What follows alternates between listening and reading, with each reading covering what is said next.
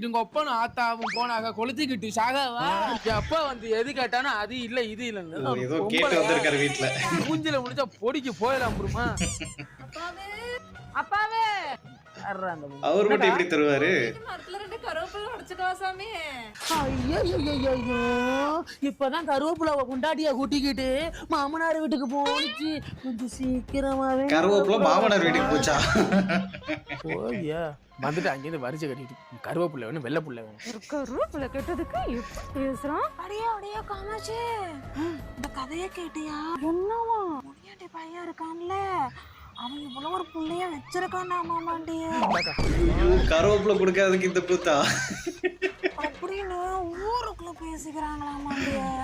நமக்கு தெரியாதா முனியாண்டி பையன் சொக்க தங்கம்னு?